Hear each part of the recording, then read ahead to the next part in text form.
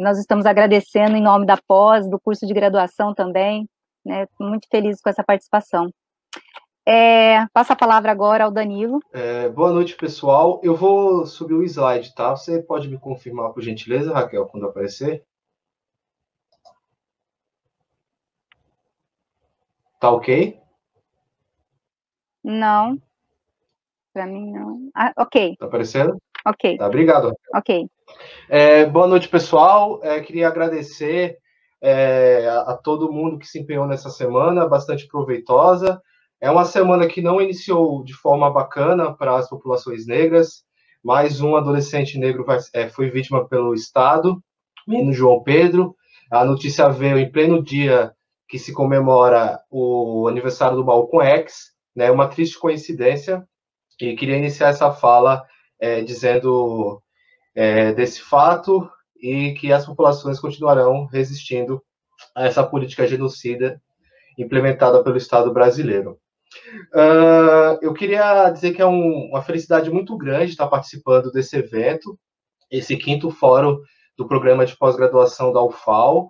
Eu entendo a existência desse programa, como a Michelle falou no início, como a Raquel também já mencionou no início de sua fala, como um programa muito importante para Alagoas, um programa que tem uma inserção social extraordinária e um espaço de resistência nesses tempos que vivemos. Eu preparei minha fala para falar um pouco sobre essa questão do ensino-pesquisa, do professor pesquisador, mas o que eu vou me guiar vai ser pela minha experiência e um pouco da minha história, desde os tempos da graduação até o período que eu vivi em São Paulo, onde eu fiz meus estudos de pós-graduação e onde eu iniciei, de fato, como professor do ensino básico. Eu me senti bastante contemplado pela fala da professora Andréa, e eu passei 4 anos na UFAL e eu nunca lecionei no ensino básico aqui em Alagoas, e eu fui ter essa experiência na rede pública estadual de São Paulo. Então, eu vou passar por essas temáticas todas que a professora Andréa falou e explanou muito bem, através da minha experiência de vida, né? E eu queria começar trazendo um trecho do livro O Movimento Negro Educador, Saberes Construídos nas Lutas por Emancipação, da Nilma Lino Gomes, uma educadora da Universidade Federal de Minas Gerais, já foi ministra das Mulheres durante o governo Dilma, também foi secretária do CEPIR, e ela diz, logo na introdução do seu livro, as seguintes palavras: o movimento negro é um educador. Minha trajetória como professora, minhas pesquisas, produções teóricas e ações políticas se pautam nesse reconhecimento. Então, eu trouxe essas palavras da Nilma Lino Gomes para dizer para vocês que essa minha trajetória docente ela está estritamente ligada com os movimentos sociais. E aí, no caso, eu citaria aqui principalmente 3 movimentos no qual eu fiz parte nos últimos anos da minha vida. O movimento estudantil, o movimento de luta dos professores de São Paulo, né? Uma categoria que há mais de 20 anos sofre nas mãos dos governadores tucanos, e é uma categoria também que é de luta, apesar de todos os problemas que envolvem o sindicato desses professores. E um terceiro movimento social que eu queria destacar e que é importante na minha vida é o movimento negro. Esse movimento negro educador. Esses movimentos, eles produzem saberes, eles articulam saberes e eles são sistematizadores de saberes.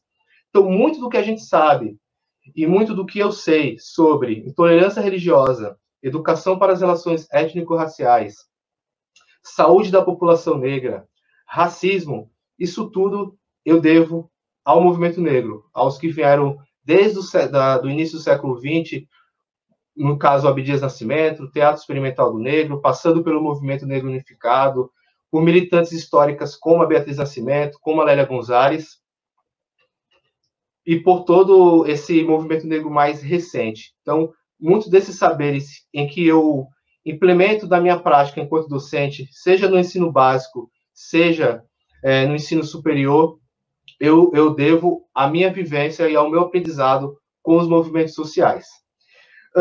Eu entrei na graduação em História em 2005, na Universidade Federal de Alagoas. Eu sou a última turma do semestre anual, não era semestral, né? Então, eu sou a última turma dessa licenciatura anual, e o ano seguinte, 2006, seria o início do bacharelado do curso de História, né? Então, assim que eu entrei no curso, essas discussões todas que a professora Andréa trouxe, a gente debatia muito nas reuniões de departamento enquanto representação estudantil. A gente ia para as direções do nosso centro, que não era o IXICA, era o CHLA, o Centro de Ciências Humanas, Letras e Artes. Então, letras, ciências sociais, psicologia faziam parte desse centro, e depois você vai ter essa reorganização da UFAL, esse modelo atual, né? Então, a gente ia para esse embate e para trazer algumas conquistas para o curso de História. Então, foram muitas tensões, e que, ao ver um fórum de pós-graduação em sua quinta edição, um CPDIS com página no YouTube, a sala, apesar de todos os problemas, eu vejo que foi uma conquista de várias pessoas, né? E que vai sendo passada de geração em geração, e precisamos se manter firmes e em pé em nosso programa e em nosso curso de História da UFAL.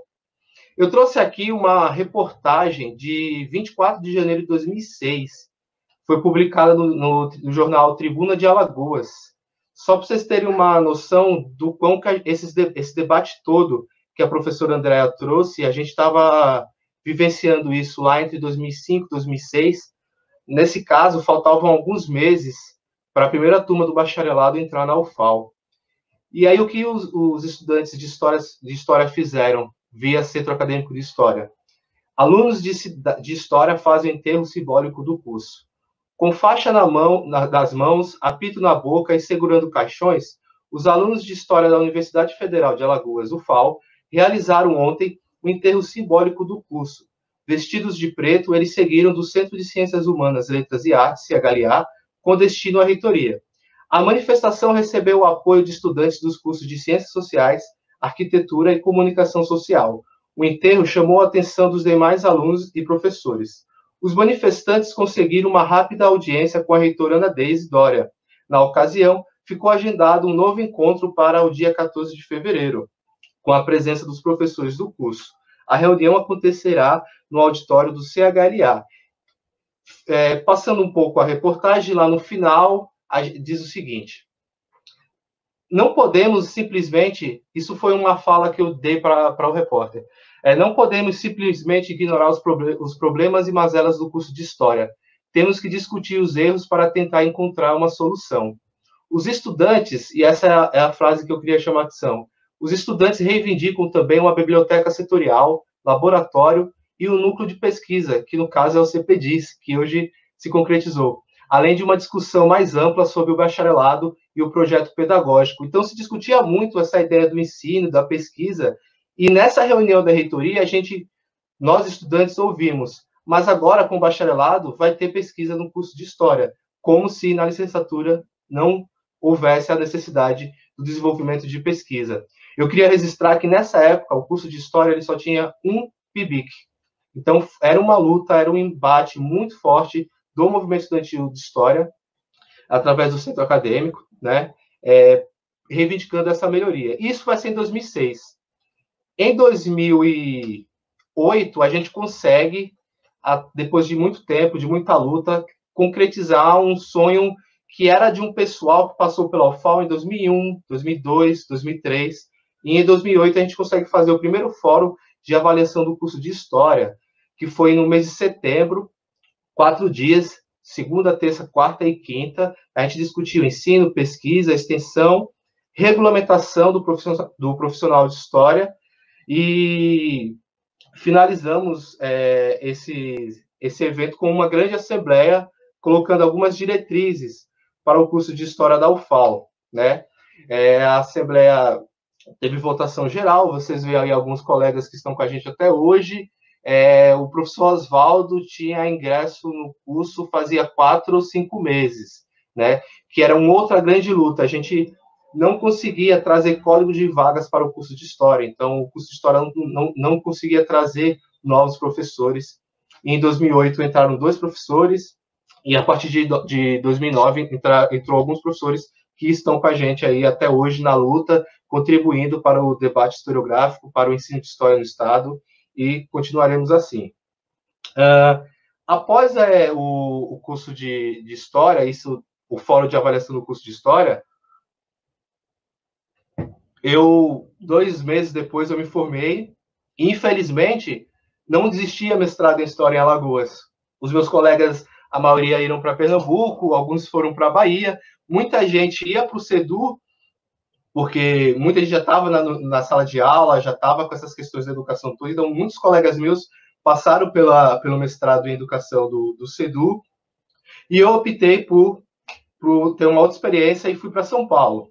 Né? E aí, lá em São Paulo, eu estudei 1 ano e meio, trabalhei numa livraria de domingo a domingo, e aí consegui ingressar no programa de pós-graduação da PUC São Paulo. Eu desenvolvi uma pesquisa sobre escravidão no mestrado. O tema final é o Sobreviver e Resistir, os caminhos para a liberdade de escravizadas e africanas livres em Maceió, mas a ideia inicial era estudar resistências urbanas dos negros, mas aí toda a documentação que eu analisei me levava para essas experiências basicamente de mulheres, e também teve uma grande contribuição da minha orientadora na época, que era a professora Maria Odila. Após o mestrado, eu ingressei no doutorado, defendi em 2018, aí eu já tinha mudado de orientação, fui para a orientação da professora Maria Isilda, né? E eu desenvolvi a pesquisa sobre a sombra de Palmares, escravidão e resistência no século XIX. Eu vou fechar aqui os slides, que aí eu encerrei por aqui, e aí eu tenho quanto tempo, Raquel?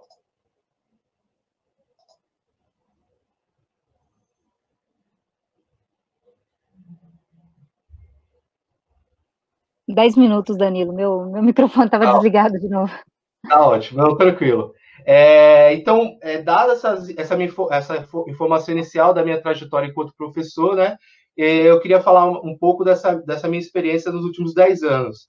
Então, eu estava 10 anos distante de Alagoas, vindo esporadicamente nas férias, né, então, nos últimos 10 anos, eu conheci essa experiência do ensino básico na rede estadual de São Paulo. Eu dei aula numa escola da periferia de Guarulhos, a Escola Estadual Cide Augusto Guerri, no bairro do Vilani.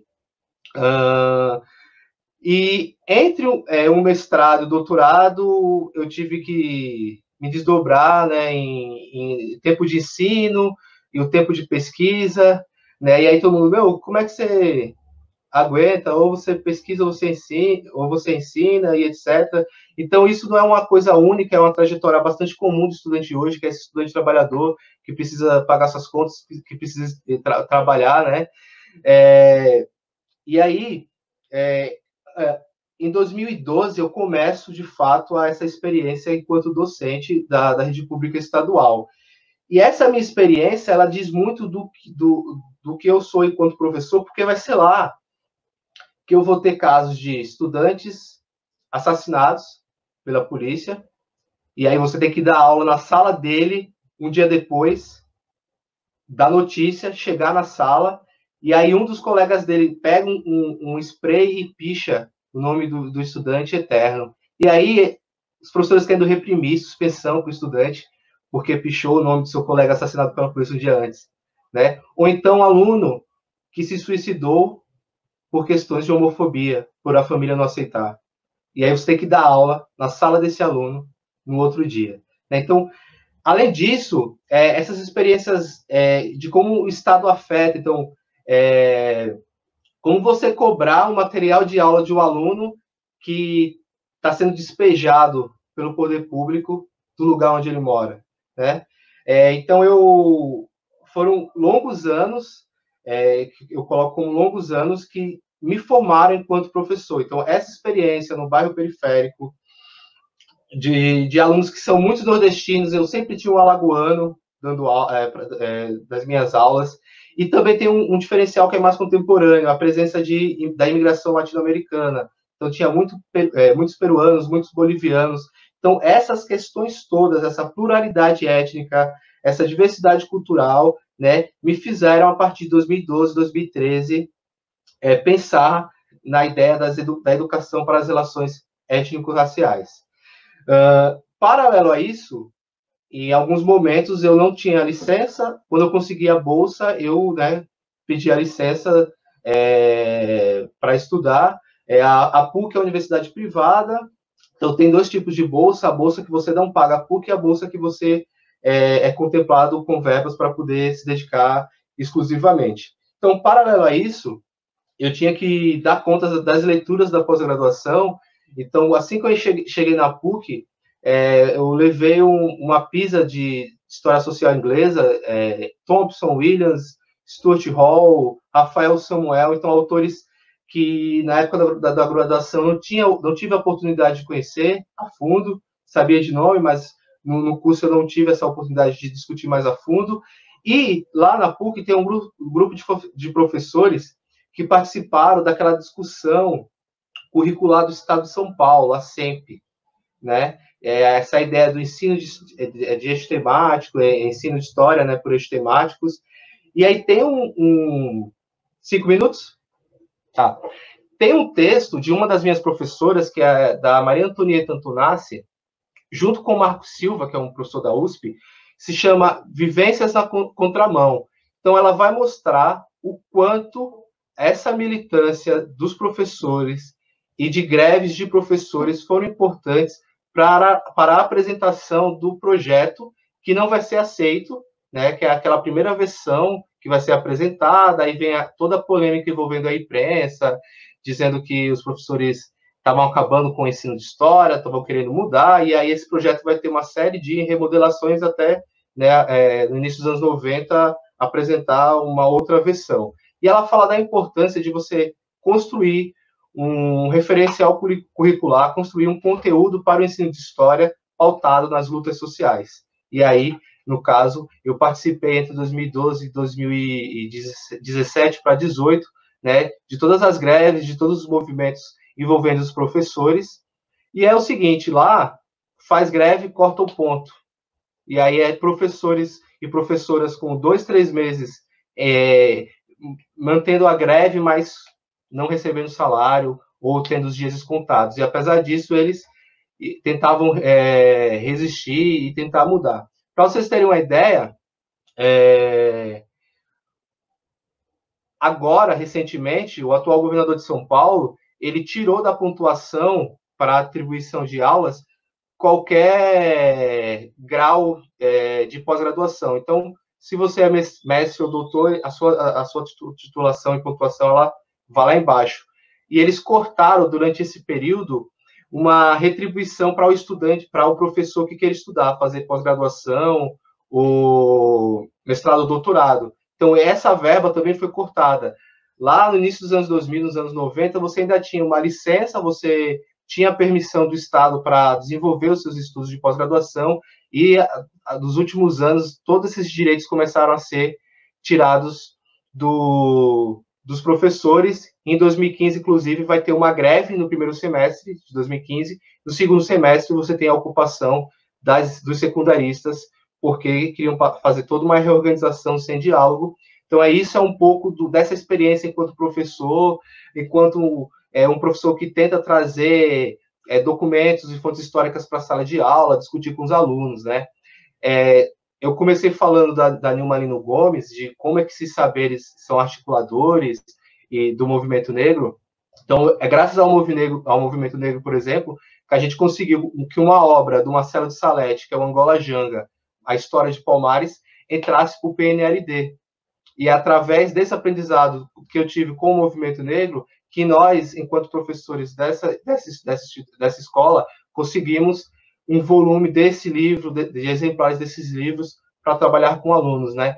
Então, foi justamente, né, essa experiência toda de sala de aula, de movimentos sociais, movimento negro, movimento estudantil, movimentos professores, que, né, me conduziram a essa construção do profissional de história que eu me encontro hoje e continuo em formação, tá? E, paralelo a isso, eu fui estudar a história da escravidão em Alagoas, entre todas essas lutas e todas essas experiências de trabalho.